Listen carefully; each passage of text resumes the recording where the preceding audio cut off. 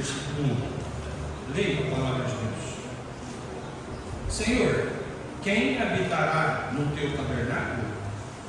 Quem morará no teu santo monte? Deus, no momento em que nós já ouvimos a sua palavra, uma porção, e a cada porção da sua palavra vem de encontro com as nossas necessidades. Oramos pelo bem-estar de cada um. Sempre é bom estar bem. Nós precisamos todos os dias, todos os lugares, de uma boa saúde, de uma boa mente, de bons pensamentos. E agora na casa do Senhor, melhor ainda, com a sua presença e comunhão com tantas pessoas. Nos abençoe com a sua palavra, que é viva, verdadeira e eficaz. E eu oro em nome de Jesus. Amém. Amém. Título: Um Deus que é diferente. Mas por quê? Para cada pessoa, Deus ela pensa de uma forma diferente. Deus é o só, é o único, é o Criador, é o que a Bíblia diz. Ele é quem a Bíblia diz. Mas o ser humano coloca Deus em alguns lugares, pensa em relação a Ele de uma certa forma, porém a Bíblia ela traz sobre Deus a quem Ele é. Queiramos ou pensemos diferente, mas Deus, Ele é o único Deus. Então, é este Deus que nós estamos cultuando nessa manhã. Por que Ele é diferente? A palavra tabernáculo significa aqui, literalmente, tenda, e diz respeito ao santuário móvel que havia em Israel antes da construção do templo em Jerusalém. O Santo Monte, do qual o salmista também fala, é o Monte Sião, onde a tenda foi colocada nos dias de Davi e onde, posteriormente, o templo foi construído. Então, ao questionar quem pode habitar no tabernáculo e morar no santo monte do Senhor, Davi está se referindo àquela pessoa que desfruta da mais íntima comunhão com Deus. O tabernáculo era o símbolo máximo da habitação de Deus entre o seu povo escolhido. Era no tabernáculo que ficava a Arca da Aliança e onde Deus manifestava a sua glória de maneira especial. Porque muitos querem continuar com seus deleites, caprichos, vaidades, maldades, egoísmos, ao invés de aceitar a santidade de Deus e renunciar ao seu eu e à sua maneira de viver. Hoje temos livre acesso a Deus e podemos chegar diante dele por Cristo Jesus. Mas isso significa que posso viver de qualquer jeito? Aqui Davi vai trazer algumas características, alguns ensinos de posturas, comportamentos que naquele momento ele traz aqui em Salmos, capítulo 15, e que vale para nós até os dias de hoje. Chegar a Deus pode ter havido na história mudanças, formas, onde hoje nós temos livre acesso, adoramos a Deus em espírito e em verdade, não é em local. Estar na casa de Deus é uma bênção, porque o que acontece aqui, o que é feito aqui, é que faz diferença. É quando a igreja, templo, usando vidas, pessoas tementes a Deus e obedientes à palavra, é que vai nos transmitir o que Deus deseja. E estando nesse templo, como se fosse a tenda, nós sempre temos nos beneficiado da palavra de Deus. Porém, é em espírito e em verdade, é pela fé que hoje nós temos livre acesso a Deus em Cristo Jesus. Então, aqui, por exemplo, vivendo de acordo com a vontade de Deus, Salmos 15, de 2 a 5. Lá em Salmos, havia pessoas com entendimento de que nós devemos viver, agir, pensar, falar conforme a vontade de Deus. Então não é novo, não são nossas observações de hoje em relação às pessoas, não. Desde que o mundo é mundo, observa-se e Deus se agrada com as nossas posturas, o nosso comportamento, o nosso viver. Caso contrário, vários outros versículos dizem a mesma coisa, testemunho, a importância do nosso viver. Primeiro, Davi diz, essa pessoa, lá no versículo 2: aquele que anda sinceramente e pratica a justiça e fala a verdade no seu coração. Salmos 15:2. Os servos de Deus devem ser conhecidos por sua integridade, conduta reta e veracidade. Irmãos, nós lutamos, nós por dentro, e nós queremos que as pessoas vivam e que façam o melhor. A gente observa fulano, ciclano, está fazendo tal coisa, está sendo mal. Agora vamos olhar para nós, se nós estamos compatíveis com a vontade de Deus no nosso viver, no nosso falar, no nosso agir. É extremamente importante porque é percebido e nós não podemos desperceber. Não é comigo, é só com os outros. Se queremos buscar, melhorar diante de Deus e das pessoas, eu tenho que rever algumas coisas na minha vida. Também é interessante observar que o salmista aplica os 3 verbos: viver, praticar e falar no presente indicativo. Portanto, isso significa que tais comportamentos estão sempre presentes na vida do crente e deve estar na vida do descrente também. Eu sei, vivíamos, eu creio, todos sem Jesus, mas adquirimos desde o nascimento boas práticas, costumes, e de famílias boas, de mães e pais bons, que nos orientaram e educaram a viver bem. Havia em nós uma predisposição.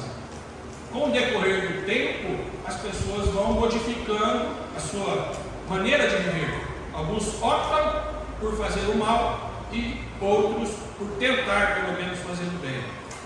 Descrentes.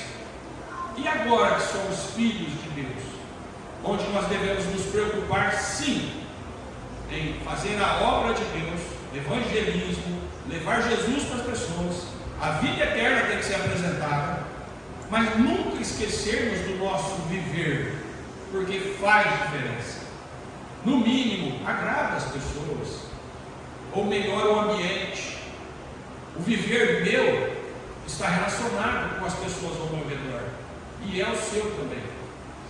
Como é bom viver bem com as pessoas partindo de mim, que as pessoas ao meu redor se agradem comigo, e assim integrando, todos pensando da mesma forma.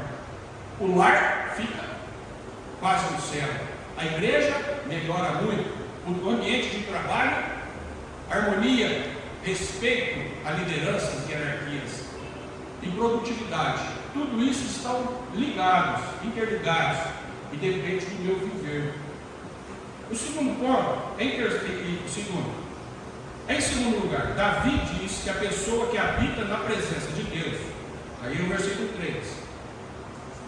15:3, aquele que não difama com sua língua, nem faz mal ao seu próximo, nem aceita nenhum opróbrio contra o seu próximo. Salmos 15:2. É fácil perceber que neste versículo o salmista enfatiza o comprometimento que o crente possui em cumprir o mandamento divino que requer o amor ao próximo. Opróbrio significa desonra, infâmia, injúria, afronta. Difamar, desonrar, desprestigiar, maldizer.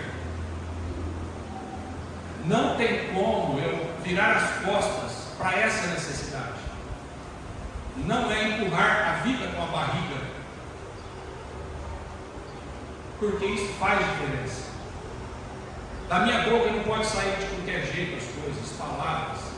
O meu semblante, ele deve ser de satisfação, para que pessoas, quando nos observam, sabe aquela caída? Nossa, a pessoa está sempre. Então, irmãos, por isso que devemos orar a Deus que nos dê a satisfação da vida, porque a partir daí poderemos nos comportar de forma melhor. Porque como é bom viver bem com as pessoas. 3. Em terceiro lugar, o salmista diz que o servo de Deus é o que? Versículo 3. É o 15:4a. A cujos olhos o réprobo é desprezado, mas honra os que temem ao Senhor. 15:4a. Réprobo é malvado, detestado, infame, bárbaro, cruel. O crente honra aqueles que temem a Deus. Honramos quem teme a Deus. Mas qual deve ser sua conduta, nossa conduta, diante daqueles que desprezam deliberadamente o Senhor? Uma coisa é amar o próximo, seja ele quem for. Outra coisa é aceitar a conduta de um pecado. O ímpio é inimigo de Deus e de seu povo, por causa de sua impenitente rebelião e maldade. O escritor de Provérbios escreve aqui, em Provérbios 25:26, como fonte turvada e manancial poluído, assim é o justo que cede diante do ímpio. Irmãos, a realidade a cada dia prova isso e exige de nós sabedoria para lidarmos com esse time contra Deus e com certeza contra nós, povo de Deus. Existe sim o inimigo Satanás, o nosso pecado que estragou o nosso coração, que é perverso e nos engana. Mas não tenha dúvida que tem o time contra Deus que tem feito barbaridades, poderosos, autoridades, tentado de tudo para inibir, para humilhar, não só a pessoa de Deus, como fazem nas manifestações, carnavais, etc. Todos já devem ter visto.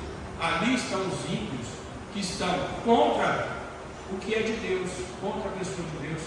São pessoas que precisam de Cristo como Salvador, se converter, mas muita sabedoria para lidarmos com o ímpio, muita sabedoria para lidarmos com pessoas que não temem a Deus, para que nós não venhamos ao mesmo tempo aceitar e concordar, nos calando. E muitas pessoas cobram do crente que o crente não deve se manifestar em nada, que ele deve se calar e pregar o Evangelho. Mas aqui nós estamos diante de uma realidade que é do mundo. O mundo está contra Deus, parte do mundo. O povo do mal está contra Deus. Religiões se levantam contra Deus. Enfim, esse é o quadro. E como que a gente lida com toda essa contradição? Deus que nós cremos é o Deus bom, é o Deus Salvador, é o Deus que quer o bem das pessoas, mas as pessoas insistem em profanar, e ela massacra o povo de Deus, e muitas vezes, não sei, cada pessoa tem o seu comportamento, mas sabedoria nesse ponto. São dois os opostos, e lidar nesse sentido, que Deus ajude nós em todos os momentos em que o ímpio se levantar contra Deus, e nós temos que nos comportar, e Deus nos ajude. E aqui, em quinto lugar, Davi diz que aquele que habita na presença do Senhor, aquele que não dá o seu dinheiro com usura, nem recebe peitas contra o inocente, quem faz isso nunca será abalado. Bom, entre os israelitas, a lei mosaica determinava que os empréstimos tivessem a finalidade de ajudar os necessitados. Deuteronômio 23, 19 e 20. Então, aplicar juros nessas situações era um erro, pois caracterizava uma forma de exploração. A ideia destacada aqui é que o crente não visa obter lucro sobre a custa da pobreza de necessitados. Assunto difícil. Quanto a nem receber peitas como o inocente, Salmos 15:5.